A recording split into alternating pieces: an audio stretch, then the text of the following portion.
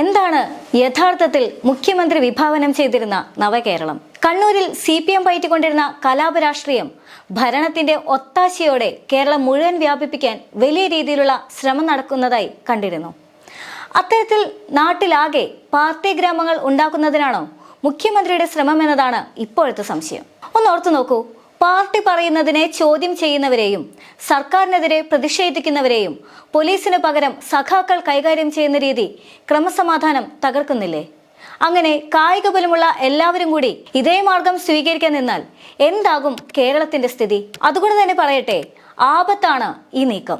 സമരക്കാരെ പോലീസിനെ ഉപയോഗിച്ച് നേരിടാതെ നിയമം കയ്യിലെടുക്കുന്ന സഖാക്കൾക്ക് പോലീസ് സംരക്ഷണവും കൊടുക്കുന്നു. പോലീസ് സ്റ്റേഷനിൽ കയറി രാഷ്ട്രീയ എതിരാളികളെ മർദ്ദിക്കാനുള്ള ധൈര്യവും ഈ സഖാക്കൾക്ക് കിട്ടുന്നു. ഇതെല്ലാം വിളിച്ചോതുന്നത് എന്താണ്?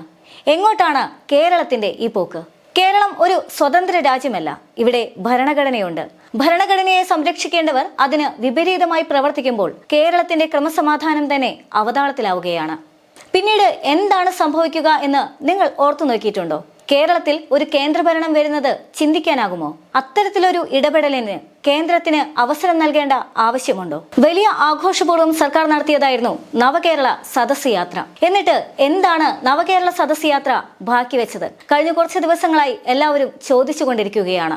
ഒരുപക്ഷെ മാധ്യമങ്ങൾ മാത്രമല്ല, ജനങ്ങൾ പോലും ചോദിച്ചു തുടങ്ങിയിരിക്കുന്നു, എന്താണ് നവകേരള സദസ് ബാക്കി വെച്ചത് എന്ന്. ഒന്നും തന്നെ ഇല്ല എന്ന് തന്നെയാണ് ഉത്തരം. കാരണം ക്രമസമാധാനം എന്നത് എപ്പോഴോ തകർക്കപ്പെട്ടിരിക്കുന്നു. ജനാധിപത്യവും ഈ കഴിഞ്ഞ ദിവസങ്ങളിൽ ഒരിടത്തും കണ്ടിട്ടുമില്ല. അപ്പോൾ എന്താണ് CPMന്റെ ഉദ്ദേശമായിരുന്നത്? കണ്ണൂരിലെ അതേ രാഷ്ട്രീയം ഇങ്ങ് കേരളം മുഴുവൻ പരത്താൻ തന്നെ അഥവാ വ്യാപിപ്പിക്കാൻ തന്നെയായിരുന്നു കേരള സർക്കാരിന്റെ നീക്കം. അതുകൊണ്ടാണോ ഇക്കണ്ട ആക്രമണങ്ങളെല്ലാം തന്നെ നടന്നിട്ട് സർക്കാർ മൗനം പാലിച്ചത്, ഒന്നും കണ്ടില്ല എന്ന് നടിച്ചത്? ചോദ്യങ്ങൾ ചോദിക്കുന്നവരെ ഇപ്പോഴിതാ മുഖ്യമന്ത്രി മറ്റ് ചോദ്യങ്ങൾ ചോദിച്ചുകൊണ്ട് നേരിടാൻ ഒരുങ്ങിയിരിക്കുകയാണ്. ഇതുവരെ ദാർഷ്ട്യത്തോടെയുള്ള മറുപടി മാത്രമേ ഉണ്ടായിരുന്നുള്ളൂ. പക്ഷേ ഇപ്പോൾ കഴിഞ്ഞ ദിവസത്തെ വാർത്താ സമ്മേളനത്തിൽ മുഖ്യമന്ത്രിയോട് ചോദ്യം ചോദിച്ചപ്പോൾ മറു ചോദ്യം ചോദിച്ചുകൊണ്ട് എതിർക്കുകയാണ്. മാധ്യമ പ്രവർത്തകരോട് ഒരു പ്രത്യേകതരം അവജ്ഞ. അത് കേരളത്തിലെ മുഖ്യമന്ത്രിക്ക് മാത്രമല്ല, അണികൾക്കും വിദ്യാർത്ഥി സംഘടനകൾക്കും വരെയുണ്ട്. എന്താണ് മാധ്യമപ്രവർത്തകർ ചെയ്ത തെറ്റ്? മാധ്യമപ്രവർത്തകരെ ഇങ്ങനെ തഴയുന്നതിന്റെ ആവശ്യം എന്താണ്? ഈ പ്രവർത്തികളെല്ലാം തന്നെ ഒന്ന് വ്യക്തമാക്കുന്നുണ്ട്. ആദ്യം മുതലേ പറയാം, മാധ്യമങ്ങളോട് ഇത്തരത്തിൽ അവഗണന കാണിക്കുന്നത് ഭരണകൂട തകർച്ചയുടെ ആദ്യത്തെ ഉദാഹരണമാണ്. അത് കേരളത്തിൽ പലപ്പോഴായി നടന്നുകൊണ്ടിരിക്കുകയാണ്. മാധ്യമങ്ങളോടും മാധ്യമ പ്രവർത്തകരോടും പ്രത്യേകതരം അസഹിഷ്ണുത. ചോദ്യങ്ങൾക്ക് കൃത്യമായ മറുപടിയില്ല, ചോദ്യങ്ങൾക്ക് മറുചോദ്യങ്ങൾ മാത്രം. യഥാർത്ഥത്തിൽ നവകേരള സദസ്സ് എന്നത് സർക്കാരിന്റെ നേട്ടങ്ങൾ ജനങ്ങളിലേക്ക് എത്തിക്കുക എന്നതായിരുന്നു. മാത്രമല്ല, ഇടയ്ക്കെപ്പോഴോ പറയുന്നത് കേട്ടു, ജനങ്ങളുമായി ഒരു സമ്പർക്കം വേണം, ജനങ്ങളിൽ നിന്നും പുതിയ ആശയങ്ങൾ ഉൾക്കൊള്ളണമെന്ന്. ഏത് ജനങ്ങളുമായാണ് എന്നിട്ട് സമ്പർക്കം പുലർത്തിയത്? ഏതോ രാജാവും ഏതോ രാജാവിന്റെ കിങ്കരന്മാരും വരുന്നത് പോലെയുള്ള പ്രതീതി മാത്രമായിരുന്നു നവകേരള സദസ്സ് സൃഷ്ടിച്ചിരുന്നത്. എന്നാൽ അതിലപ്പുറത്തേക്ക് ജനങ്ങളുമായി സംവദിക്കാൻ നിങ്ങൾ തയ്യാറായിട്ടുണ്ടോ? ഇല്ല എന്ന് തന്നെയാണ് ഉത്തരം. പിന്നെ പ്രതിഷേധം എന്ന് പറയുന്നത് ജനാധിപത്യത്തിൽ സ്വാഭാവികമാണ്. ആ സ്വാഭാവികമായ പ്രതിഷേധത്തെ തീർത്തും സ്വാഭാവികമായി കാണുന്നതിന് പകരം വലിയ എന്തോ ആക്രമണം സർക്കാരിന് എതിരെ നടത്തുന്നു എന്ന രീതിയിൽ അതിനെ വ്യാഖ്യാനിക്കുകയും പോലീസുകാർക്ക് പകരം തന്റെ ഗൺമാനെയും അതുപോലെ തന്നെ CPIMന്റെയും DYFയുടെയും ഗുണ്ടകൾ ആക്രമിക്കുന്നത് നോക്കി മിണ്ടാതിരിക്കുകയും എല്ലാം ചെയ്യുന്നത് ഏത് തരം നീതിയാണ് എന്ന് മുഖ്യമന്ത്രി കൂടി ഉത്തരം പറയേണ്ടതുണ്ട്. മറ്റൊരു പ്രധാനപ്പെട്ട കാരണം എന്ന് പറയുന്നത് ഗവർണർക്കെതിരെ SFI സംഘടന നടത്തിയ കരിങ്കൊടി പ്രതിഷേധമാണ്. നോക്കൂ, ഇരട്ടത്തപ്പാണ് സർക്കാരിൻ്റെതെന്ന് പറയാൻ വ്യക്തമായ കാരണം ഇത് തന്നെ നൽകുന്നുണ്ട്.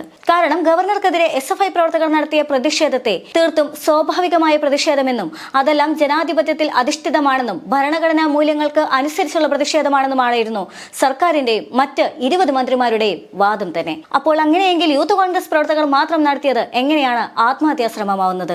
അടിച്ചമർത്തൽ തന്നെയായിരുന്നു CPMന്റെ ഭാഗത്തു നിന്നും ഉണ്ടായത്. CPM എന്ന് മാത്രം പറയാൻ സാധിക്കില്ല, LDF സർക്കാരിന്റെ ഭാഗത്തു നിന്നും ഉണ്ടായത്. ആ അടിച്ചമർത്തലിനെ ചോദ്യം ചെയ്യുന്നവരെ വീണ്ടും വീണ്ടും തല്ലിച്ചതച്ചു. തങ്ങൾക്ക് എതിരെ ഒരു സ്വരം പോലും ഉയർന്നു വരാത്ത രീതിയിൽ പാർട്ടി ഗ്രാമങ്ങൾ ഉണ്ടാക്കാനുള്ള വ്യഗ്രതയാണോ ഈ കാണിക്കുന്നത്? കണ്ണൂരിലെ ആ രാഷ്ട്രീയം കേരളം മുഴുവൻ വ്യാപിപ്പിക്കാൻ നിങ്ങൾക്കാകില്ല.